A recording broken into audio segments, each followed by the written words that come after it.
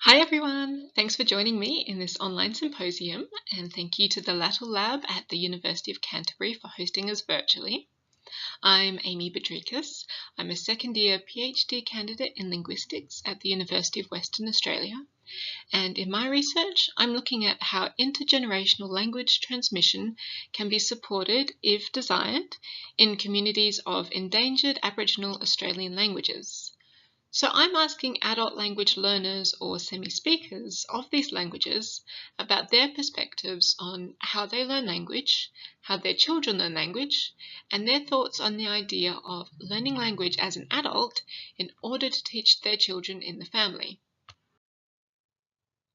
So this year, I've been interviewing semi-speakers of Aboriginal languages in 4 Western Australian communities that have had varying experiences of European colonisation or invasion.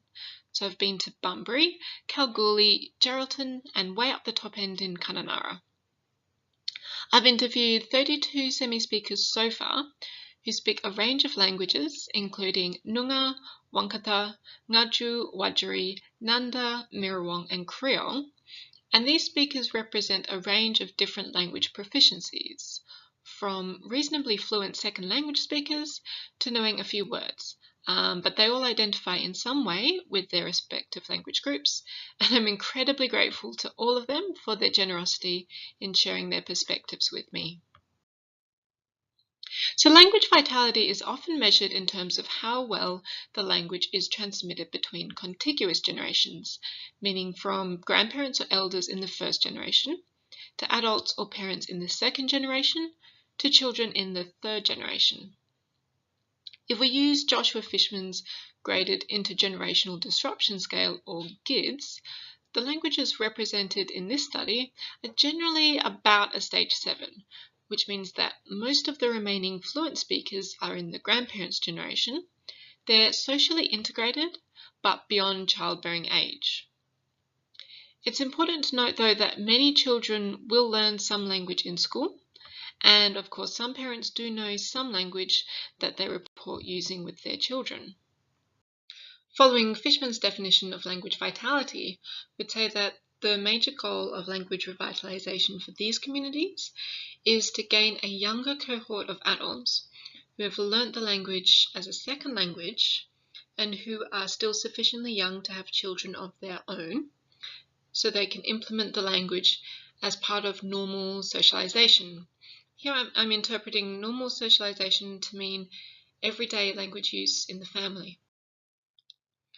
So in my research, I'm trying to get at the range and diversity of perspectives of actual speakers around this goal of supporting adults to learn more language in order to transmit language to their children. So what I want to ask today really is, where does the goal of supporting parent-to-child transmission fit in these communities relative to other ways of keeping language strong? So why would we be interested in this range? It's not necessarily that we're going to find a new pattern of language transmission that will magically revitalize languages, but because knowing what people are thinking and talking about is important for language revitalization work, to acknowledge and to respect everyone's ideas and perspectives and experiences. Now, there isn't much point in starting a workshop, for example, that supports parent-to-child language transmission if most people in the community value something else. This is what Dauenhauer and Dauenhauer refer to as ideological clarification, and in a sense, it's the motivation for my entire research. So first of all, the idea of parents or adults wanting to learn language in order to teach their children absolutely has a place in these communities. Ingrid is a Mirawong language worker, and she says that we learn from our elders, and we listen and learn from them, then we talk to our kids and grandkids. So this is something she sees as happening right now in her community. Judy is a Noongar language teacher, and she's talking about this happening in future generations. She says, it's got to be taught to these generations coming up because they're the ones that are going to be the future. They're the ones that are going to have children that, they're going to teach that to them at home before they come to school. But as you'd expect, Learning and teaching language isn't going to be a priority for a lot of parents, as Zoe, a Waikato speaker, points out. Well, nowadays, your main priority is to make sure your child is healthy, has all their checkups, send them to school. I didn't really think about the language and that then. It's not like I'm going to have this baby and I'm going to teach him language.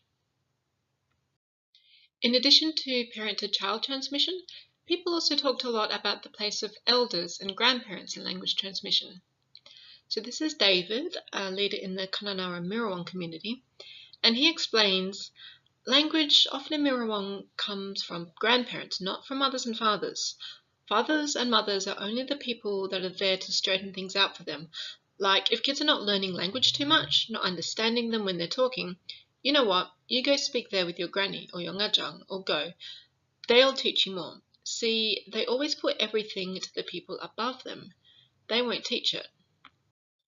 The role of elders and grandparents in transmitting language fits a pattern in language shift communities that Nancy Dorian talks about, for example, where language skips a generation. She says, in a community where language shift is proceeding strongly, it is often the second ascending generation rather than the parental generation which transmits the local currency language to the children. Now, Dorian is talking about Gaelic here, and I want to explore some of the specific reasons given by the speakers in this research why this might be the case. First of all, many of the speakers in this study, and currently many children in Indigenous families, do grow up in close contact with their grandparents as part of an extended family for a variety of reasons. And we see the same for children in other LOAD families in Australia, that this has a positive effect on language learning. Amanda, who's a Wadri speaker, she actually points to this as being a traditional thing, that the firstborn of the family is sent to live with the grandparents to be taught by them. The grandparents are responsible for that child's language and cultural development. Currently, elders are often the ones who have the most language knowledge, and they're often regarded in the language communities as being the experts. Here, Godfrey, who's a pretty fluent Wadri speaker himself, although he'd never admit it, he says that the elders were the language speakers. These were our informants. These were the people who were the true carriers of language, who carried the fluent, the proper Wadri. There are also practical reasons to value the elders and grandparents as the teachers of language. Often they're the generation who have the most time compared to parents, as Zoe pointed out before. And Charmaine reiterates this point here, talking about why there were more grandparents involved in the language work at the language centre where she's the education officer.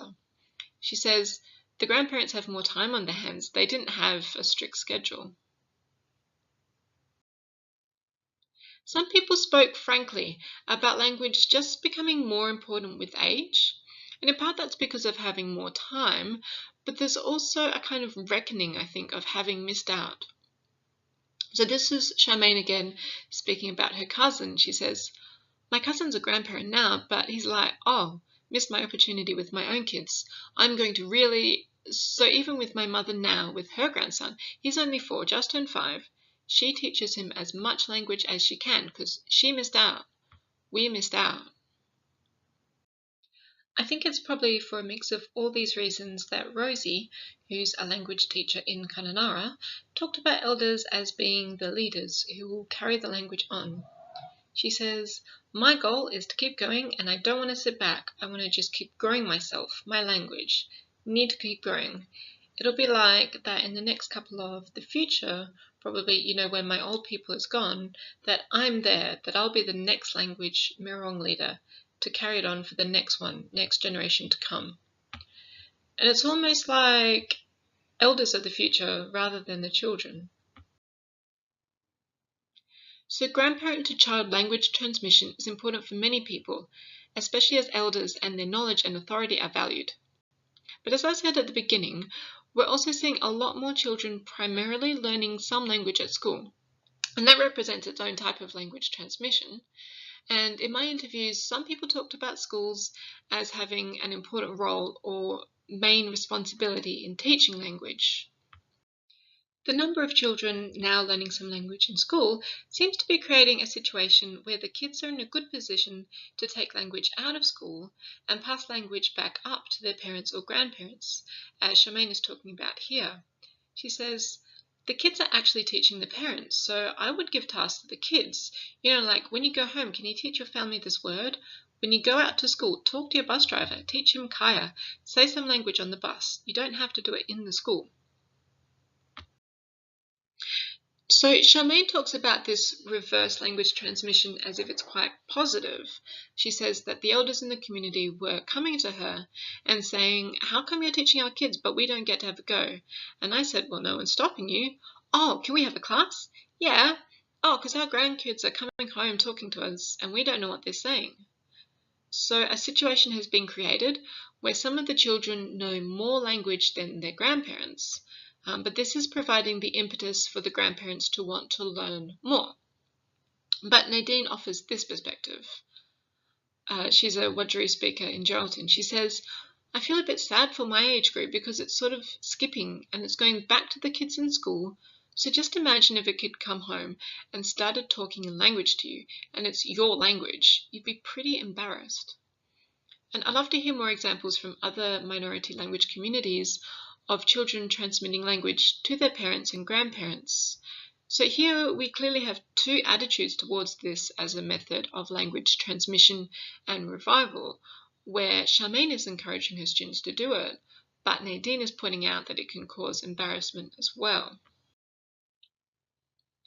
So in terms of the place of parent-to-child transmission, then, we can see that people are talking about it alongside grandparent-to-child transmission and school transmission, and these are all seen as positive things. And also alongside child-to-parent or child-to-grandparent transmission, which is viewed with mixed attitudes. Lastly, I want to share a perspective on intragenerational transmission and the idea of language sharing rather than transmission. While many speakers in this study value intergenerational transmission, currently intragenerational transmission is also really important at this stage of language revitalization. So Charmaine and Nadine both talk about intragenerational transmission using this analogy of a ripple effect. Here, Charmaine is talking about the Master Apprentice Program, which was created by Leanne Hinton, that brings language masters and language apprentices together. And Charmaine says, the Master Apprentice Program was meant to be catered for a speaker and a learner, just two people, and then that other person would teach someone else, like a ripple effect. Similarly, Nadine is talking about attracting people to learn the language. She says, so if we get two people interested, it's like that ripple effect. You get two more, and then two more, and two more from it.